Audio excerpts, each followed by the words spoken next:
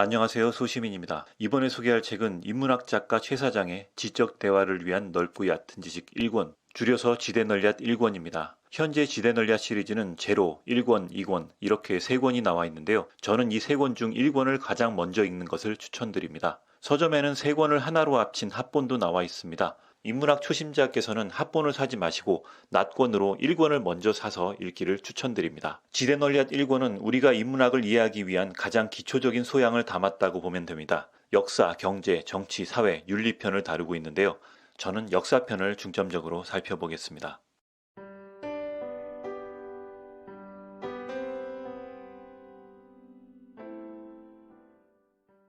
역사편에서는 인간이 초기에 어떻게 생산수단을 만들고 그에 따라 어떻게 신분 격차가 벌어졌는지, 그리고 종교와 이성이라는 도구를 인간이 어떻게 활용했는지, 그리고 제국주의의 식민지 경쟁과 세계대전이 어떻게 벌어졌는지를 알 수 있습니다. 뒤에 나올 정치, 경제, 사회, 윤리편의 근간을 이루는 스토리라고 볼 수 있습니다. 우선 원시사회와 고대 노예제 사회를 살펴봅시다. 이때는 농업이 발달하면서 사람들 사이에서 신분의 상하 관계가 만들어지는 시기입니다. 좋은 장비와 땅 같은 생산수단을 보유한 사람은 잉여 생산물을 제공하는 대가로 노동을 요구하게 됩니다. 땅이나 장비 같은 생산수단은 아주 비약해서 보자면 왕과 귀족, 평민, 노예 같은 계급을 만드는 단초가 됐습니다. 지배층은 자신의 신분을 보장받기 위한 더 강력한 상징적 장치가 필요했는데요. 바로 종교입니다. 내가 당신에게 지시하는 이유가 나의 의지가 아니라 신의 뜻이라면 어떨까요?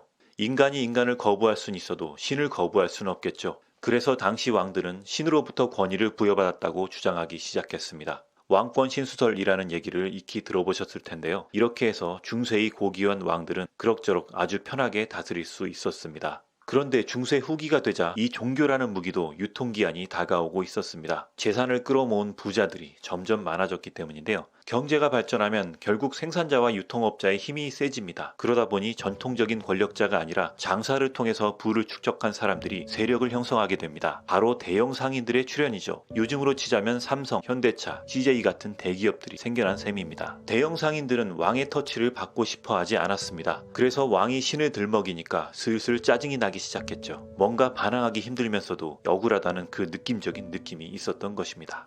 그래서 신에 대항하는 장치를 고안하기 시작합니다. 바로 인간의 존재를 부각시키는 장치, 바로 이성의 출현입니다. 이성의 기본적 특징은 바로 질문을 통한 통찰입니다. 질문을 하다 보면 종교가 세운 철옹성을 허물 수 있게 되기 때문이죠. 기존 창조론의 질문을 들이대면 진화론이라는 개념이 만들어집니다. 사후세계나 죽음 역시 냉정하게 바라볼 수 있게 되었죠. 세월이 흘러 부르주아들은 왕권 신수설 대신에 사회계약론을 지지하기 시작합니다. 사회계약론은 인간이 생명, 자유, 재산에 대해서 자연법상의 권리를 갖는다는 개념인데요. 이것도 근거는 딱히 없어 보이는데 왠지 어떤 식으로든 신을 거부하려는 느낌적인 느낌이 있습니다. 당시 자본가들이 하고 싶은 말은 제발 왕이 터치를 좀 안 했으면 좋겠다는 생각이었겠죠. 이렇게 종교를 기반으로 한 기존 권력과 자본을 기반으로 한 권력은 결국 충돌하게 됩니다. 이 충돌이 표면적으로 드러난 사건이 바로 1789년의 프랑스 혁명이었습니다. 시민들이 혁명을 일으켜 왕을 몰아낸 사건이었죠. 그 결과 몇 년 후에 루이 16세는 처형당하게 됩니다. 왕의 지배 체제가 허물어지면서 중세가 막을 내리고 시민과 혁명이라는 단어가 나오는 순간이었습니다.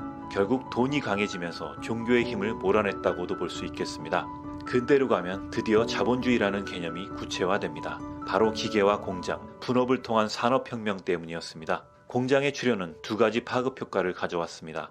공장이라는 생산수단을 가진 계층은 노동자 위에 있는 부르주아 계층이 됐고, 그렇지 못한 노동자는 프롤레타리아라고 불렸습니다. 그렇게 기계와 공장의 발전은 공급 과잉을 불러일으켰는데요. 대량 생산으로 물건이 넘쳐나자 강대국들은 이 재화를 소비할 새 시장을 개척해야 했습니다. 지금은 수출, 무역 같은 착한 단어가 있지만 당시엔 무력을 이용한 시장 개혁이 더 효과적이었죠. 바로 식민지의 출현입니다. 영국은 인도로, 스페인은 남미로, 프랑스는 아프리카로 식민지를 개척했습니다.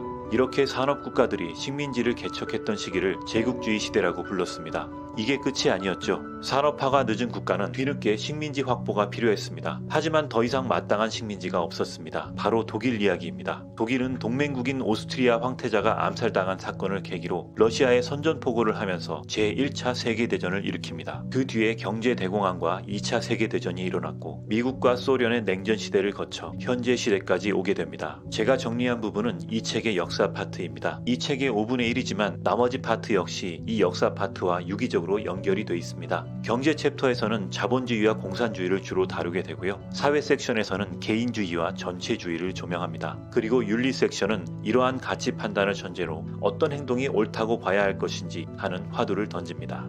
이 책은 역사에 대한 간단한 이해를 바탕으로 나머지 영역까지도 차근차근 소화할 수 있도록 잘 설계되어 있습니다. 인문학 초심자라면 꼭 읽어보기를 추천드립니다. 이 책의 소개는 여기까지입니다. 다음에 더 좋은 콘텐츠로 찾아뵙겠습니다.